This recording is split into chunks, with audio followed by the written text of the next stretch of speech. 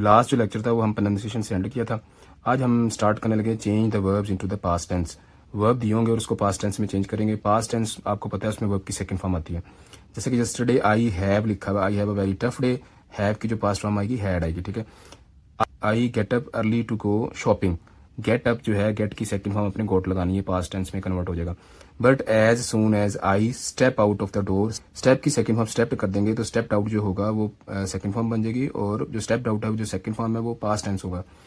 It began to rain, ये जो begin लिखा था बिगन की सेकंड फॉर्म हमने बिगेन कर दिया, पास्ट टेंस में कन्वर्ट हो गया। So I have to go back to the apartment and get my umbrella, have को आपने हैड में कन्वर्ट कर दिया तो हैड भी पास्ट के लिए यूज होता है। द एलिवेटर बी आउट, ये जो बी फॉर्म है पास्ट की जो बी फॉर्म वाज ये वर होता है, तो एलिवेटर सिंगुलर है हम वाज लगा देंगे, ठीक है। The elevator was out.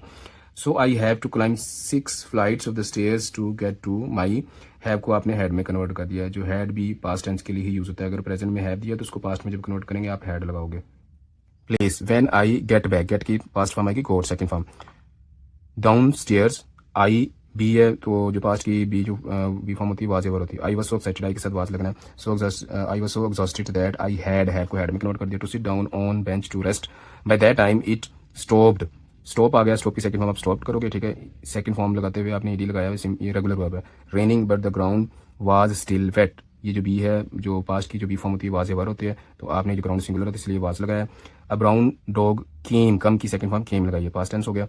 To where I was sitting, be है बी की जो पास्ट फॉर्म वाज आएगी, I was sitting and begged, past form already दी है, begged for something to eat. I tried to ignore, try की past form tried आ गया।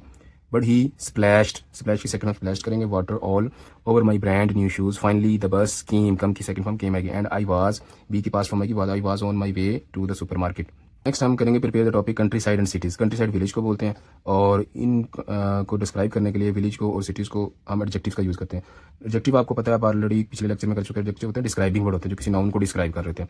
जैसे कि ये ब्यूटीफुल वर्ड है, ब्यूटीफुल जो मोस्टली हम वो यूज़ करते हैं कंट्री साइड के लिए, विलेज विलेज ब्यूटीफुल होते हैं, तो आप कह सकते हैं माई विलेज इज़ ब्यूटीफुल। अगली जो है वो होता है बुरे को बोलते हैं, और ये सिटी के लिए यूज़ होता है, ठीक है। दिस इज़ अगली सिटी, ठीक है। कोई किसी भी सिटी का अगर आपने कहना तो आप कहते हैं अगली सिटी। क्वाइट होता है खामोश, पुरसकून, पीसफुल, ये विलेज के लिए होता है, ठीक है। My village is very quite.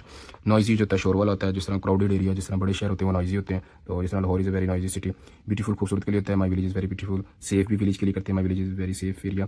Dangerous होता है वो आप सिटी के लिए यूज़ कर रहे थे, ठीक है। डेंजरस जहाँ पे बहुत ज़्यादा यानी कि कह लो कि क्राइम रेट हो, आप डेंजरस कह सकते हैं, किसी भी सिटी का कह सकते हो।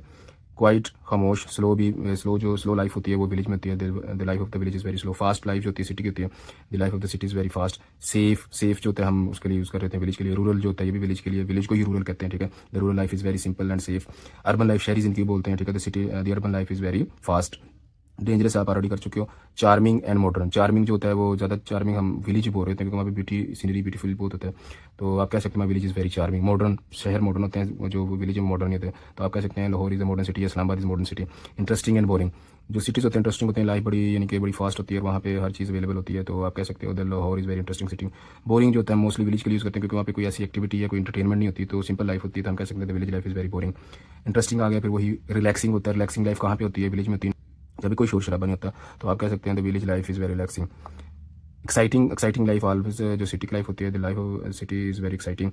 Cheap and clean, village life is always cheap and clean, ठीक है। डर्टी जो होती है वो मोस्टली जो क्राउडेड एरिया बड़े शहरों के लिए होता है, जो वहाँ पे ज़्यादा क्लीननेस नहीं रखी जा सकती।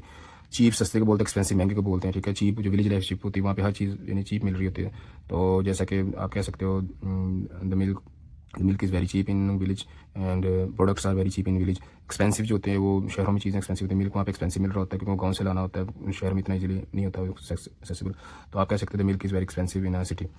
गिविंग एडवाइस, शुड, जब आपने किसी को नसीहत देनी है तो हम उसमें शुड का यूज़ करते हैं। जैसे कि फर्स्ट सेंटेंस देख लेते हैं, you should take your medicine daily, आपको अपनी मेडिसिन डेली लेनी चाहिए।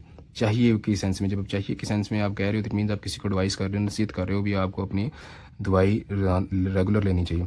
She shouldn't work so much, ठीक है, उसको ज़्यादा काम नहीं करना चाहिए, ये भी आप नसीहत कर रहे हो।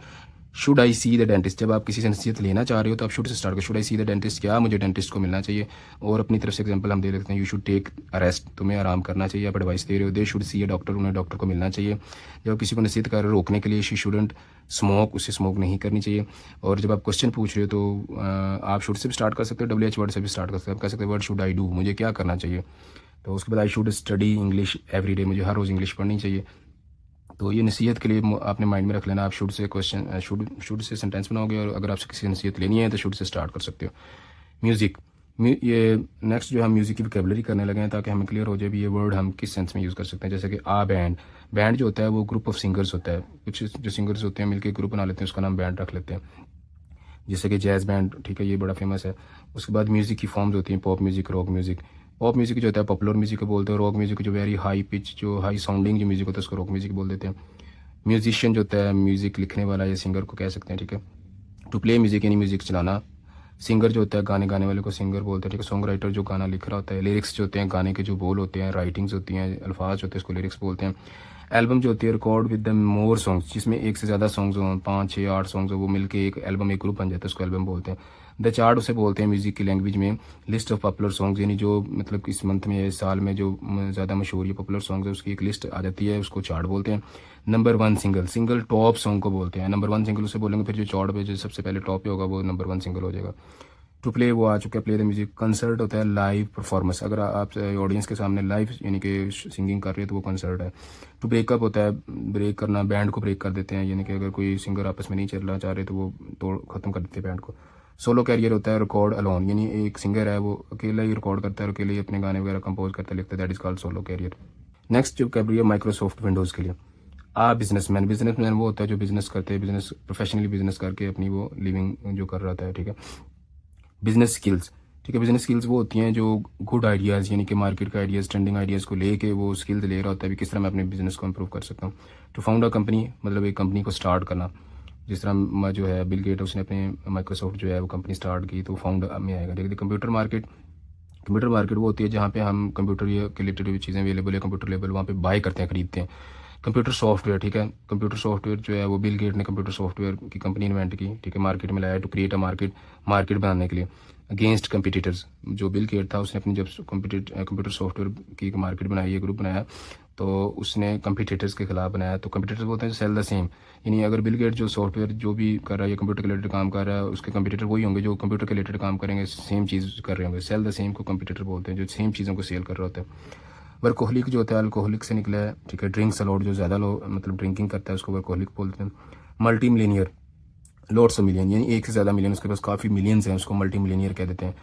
मिलियनर वो होता है जिसके पास 1 मिलियन हो, ठीक है। अब बिजनेस फिलोसफी होता है बिजनेस की, मतलब कैसे बिजनेस को प्रमोट करना है, कैसे बिजनेस को सक्सेसफुल बनाना, वो बिजनेस फिलोसफी हो जाती है। टू रन अ बिजनेस यानी बिजनेस को मैनेज करना, चलाना।